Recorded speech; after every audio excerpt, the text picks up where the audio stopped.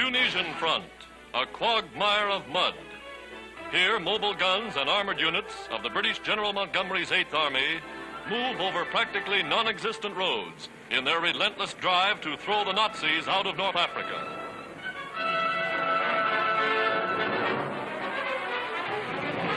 Ben Gardain, restored to the French, is only a few miles from German positions. As these films are issued, the British were attacking the entire Mareth line with tanks and big guns.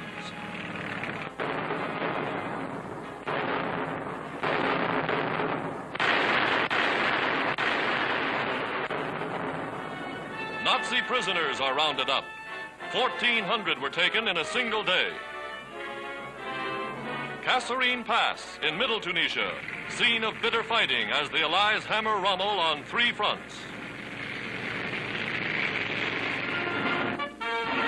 General Henri Giraud and his staff visit French troops now fighting with their traditional allies.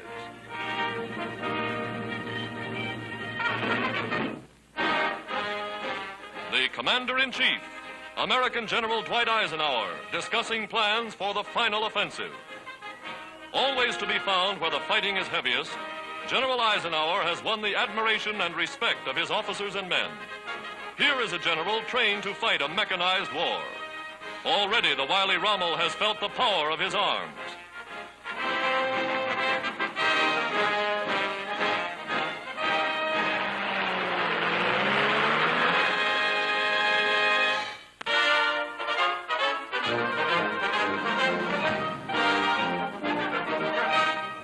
For many months, China has been sending thousands of her young men to aviation schools in America. Here, from expert United States Army Air Force instructors, they learn to fly every type of combat plane, learn to handle everything from training ships to the biggest bombers.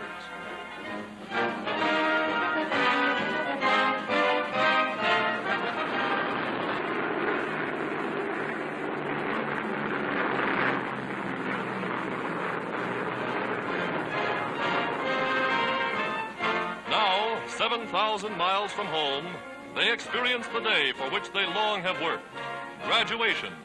And to these eager young men of China, graduation means more than official recognition of ability. It means that finally China, their China, is prepared to meet the Jap invader on even terms. From Major General P.T. Mao, Vice Commissioner of Aeronautics for China, cadets receive their wings, become full-fledged officers in the Chinese Air Force.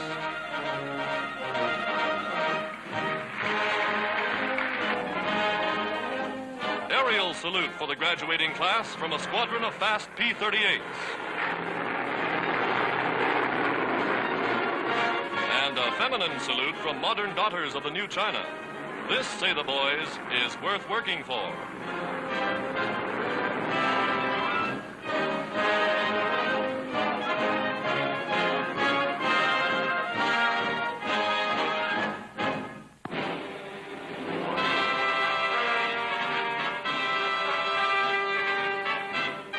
An American submarine flotilla returns from one of the most daring raids of the war, a land invasion of a Japanese-held island by United States Marines.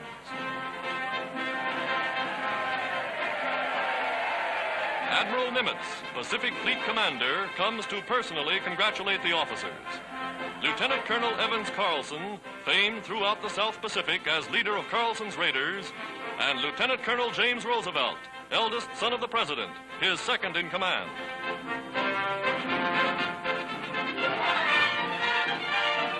Booty captured during the 40-hour attack, which wiped out the entire Japanese garrison, including planes and gunboats. A two-handed Jap sword is brought back as a souvenir for the Admiral.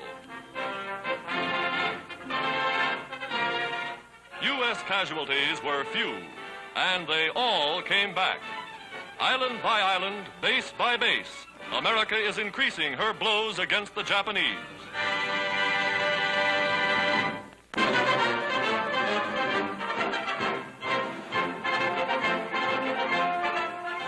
Flying squadrons of amphibious scout cars, America's newest and most flexible of mechanized equipment.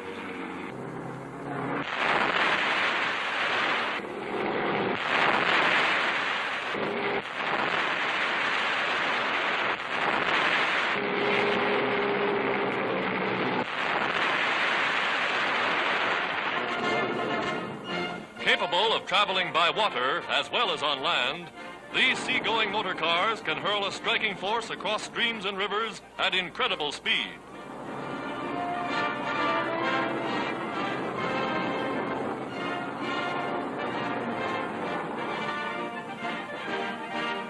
They roll ashore under the same power that drives them through the water.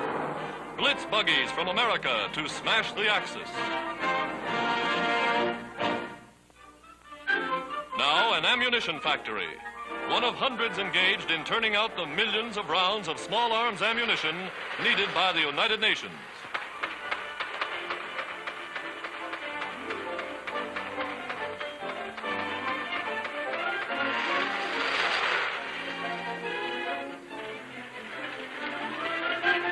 Plants working day and night.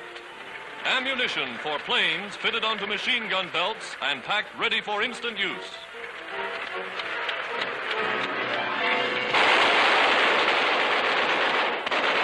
Steel-jacketed messengers of death from America to smash the Axis. Another factory in the arsenal of democracy. Here, the powerful new tank destroyers are forged in numbers that would stagger the enemy.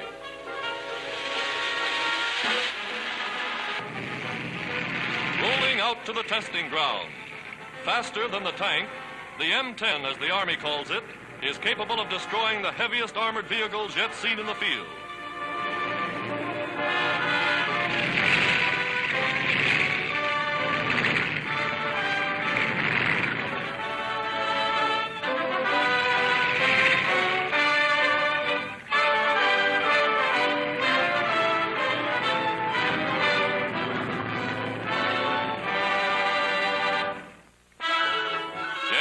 Today, the great highways of America are alive with truck transports, speeding weapons and supplies from inland factories to the coast. Big guns destined for some far-flung fighting front. Invasion barges rolling from plants in the interior over high-speed highways to the sea. Tons of supplies, food, equipment. All United States transportation mobilized to smash the Axis. In the field, artillerymen test the powerful new 240-millimeter howitzers, some of the heaviest weapons in service. From carefully concealed positions, the Big Berthas of the Army speak.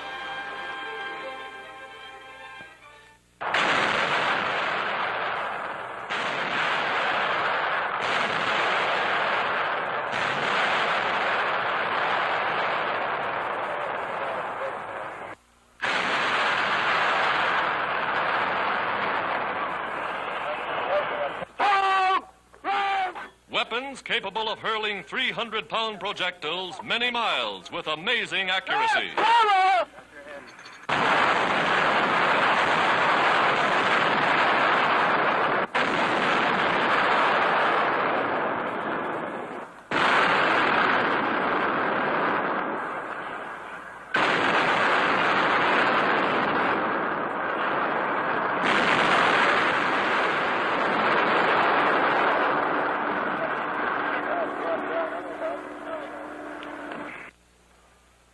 Weapons from America, speaking the only language the Axis understands.